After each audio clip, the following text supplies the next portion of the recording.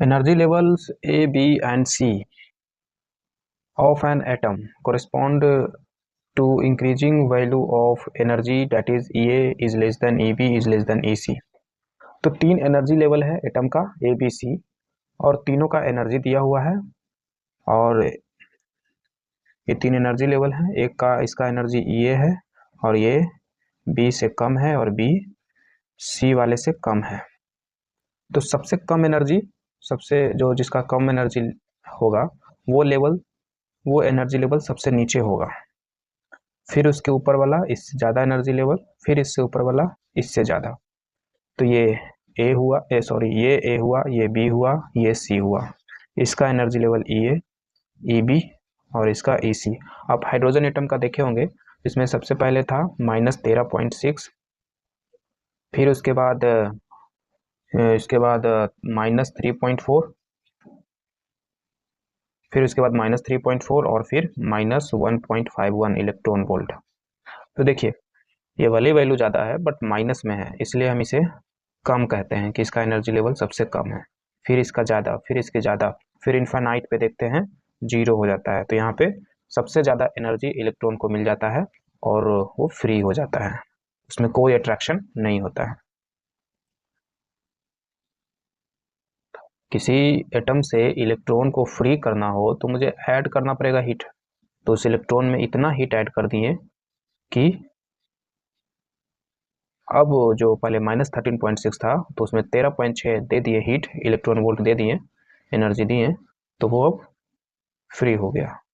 उसमें अब कोई अट्रैक्टिव एनर्जी नहीं है क्योंकि अब कोई नेगेटिव पोटेंशियल एनर्जी नहीं है।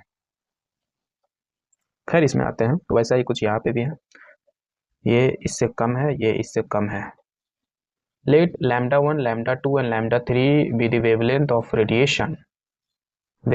radiation corresponding to the transitions C to B, B to A and C to A। अच्छा, तो C to B, B to A and C to A आने पे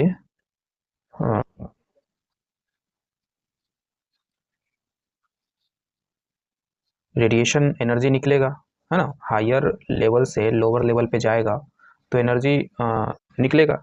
उस एनर्जी का वेवलेंथ दिया हुआ है, एक का इसका λ1, इसका λ2 और इसका λ3।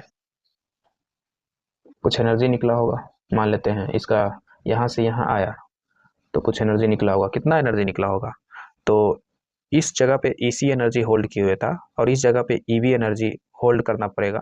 तो जो भी इसके पास एक्सेस एनर्जी होगा वो निकाल देगा, क्योंकि हमने देखा है कि ऊपर वाले एनर्जी में ऊपर वाले लेवल में ज़्यादा एनर्जी होता है, नीचे में कम। तो इसमें जो भी ज़्यादा एनर्जी जो एक्सेस है, जो एक्स्ट्रा है, वो निकाल देगा और अपने आप को इस एनर्जी लेवल के बराबर ले आएगा और यहाँ पे आ जाएगा।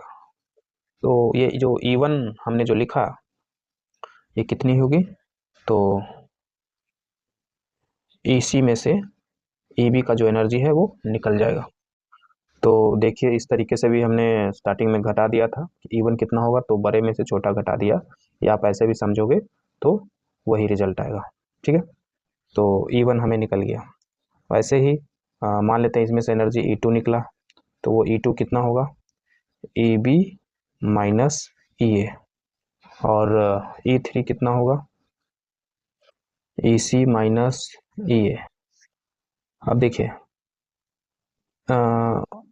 ये जो एनर्जी यहाँ से यहाँ आने में निकाला है वो, और एक इलेक्ट्रॉन यहाँ से यहाँ आने में एनर्जी निकाला, फिर वो इलेक्ट्रॉन यहाँ से यहाँ आने में एनर्जी निकाला, वो इन दोनों एनर्जी के सम के बराबर ये एनर्जी होता है।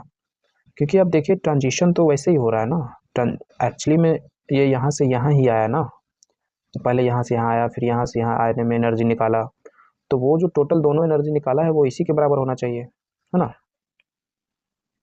आप इसमें से वैसे कर सकते हो, इसमें से ये घटाओ, फिर इसमें से ये घटाओ, फिर इसमें से ये घटाओ, देखो कि इन दोनों का सब जो डिफरेंस था और इन दोनों का जो डिफरेंस था, उन दोनों को सम करोगे तो इन दोनों के डिफरेंस के बराबर आ जाएगा।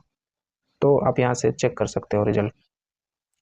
हाँ, तो हम यहाँ देखें कि E3 E1 प्लस E2 के बराबर है, और E3 कितना होगा, SC upon λ3, SC upon λ1, Hc upon lambda 2, और इस प्रकार 1/λ3 इज इक्वल टू λ1 प्लस λ2, और इस वजह से ऑप्शन होगा